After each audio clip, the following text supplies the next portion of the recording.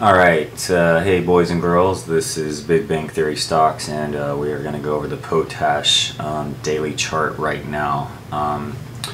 As you can see, I have some blue trend lines drawn out here, and I also have some dotted brown trend lines dotted out. The blue trend line at the top and bottom of this channel represents a long-term downtrending pattern, long downtrend.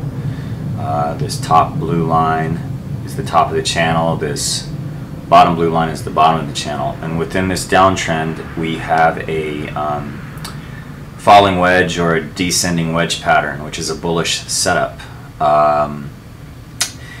And oftentimes it breaks out 65 to 75% into the pattern, which is about where we're getting at. And the breakout from the falling wedge is this red line right here, and that's based on the beginning of the pattern from the top here to the bottom here.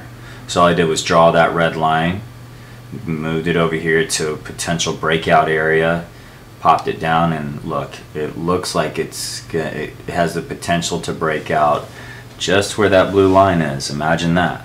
But let's take a look here. I charted this out over this past weekend. Today is the 8th of December. I actually entered on Monday.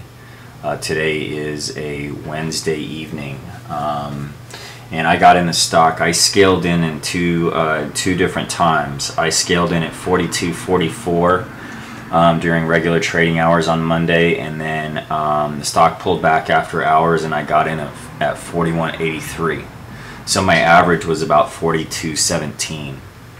And then, I'm sorry, today is Thursday, not Wednesday, excuse me. I exited on Wednesday, which was yesterday, and I got out at about 43.84, which is up in this candle right here, this topping candle.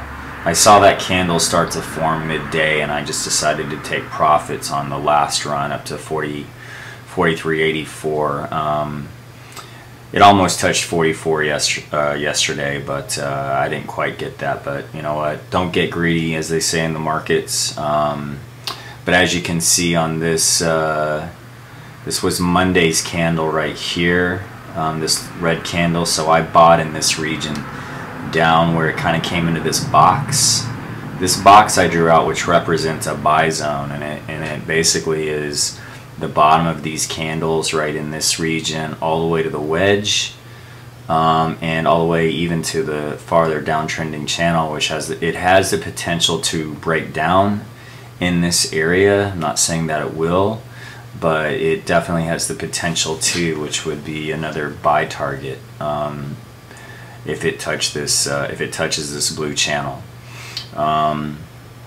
Let's take a look at a few other things.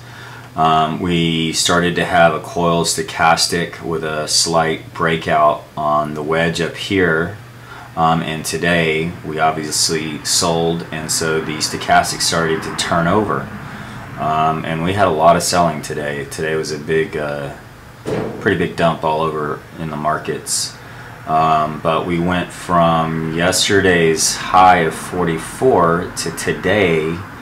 Looks like we closed at 40.92, and I don't know what the trading was after hours, but you know, if I had gotten greedy and decided that, ooh, we're gonna run all the way up here, you know, I'd be underwater right now. I'd be down over $1 on this trade, and I actually made over $1 on this trade.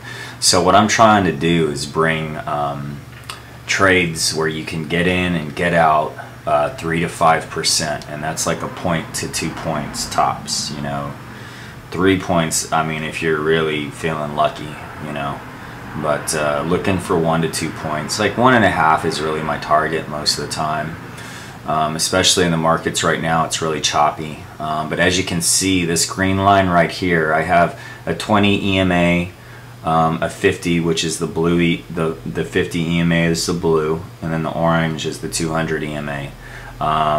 This 20 EMA, this green guy, was pretty stubborn resistance the last 1, 2, 3, 4, 5, 6 times it touched it. You know, it's pretty strong resistance. So today when the overall market started to roll over, the stock was ready to roll as well with that strong resistance area. But now we're starting to find some other recent support levels down in this brown dotted line region of the falling wedge, and even further down here, the blue line. So you know, if you decided to take this trade on again, you might want to think about scaling in down in this area. I wouldn't go all in. I rarely go all in one trade. I always leave room for error so that I can scale in.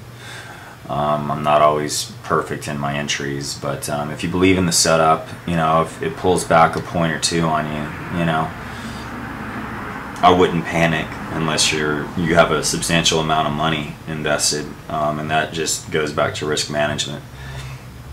But yeah, this stock, tomorrow's going to be a weird day. I'm not sure what to think of tomorrow. There's a lot of news coming out of Europe that's affecting the markets, causing them to be very choppy.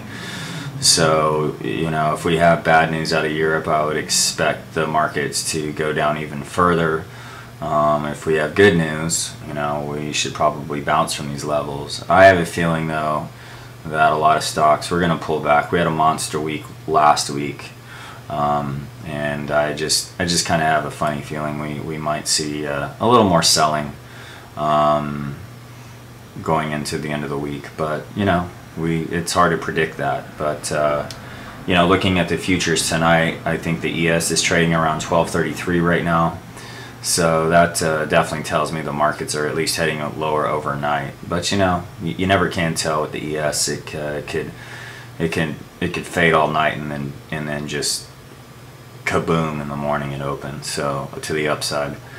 So at any rate, that's my analysis on POT. If you're looking to get back into it, you know, look for this square box as an entry anywhere in here. I think is pretty safe for a bounce back up through the wedge and to the higher trend line. Alright, that's it, and I hope you guys have an excellent trading day tomorrow.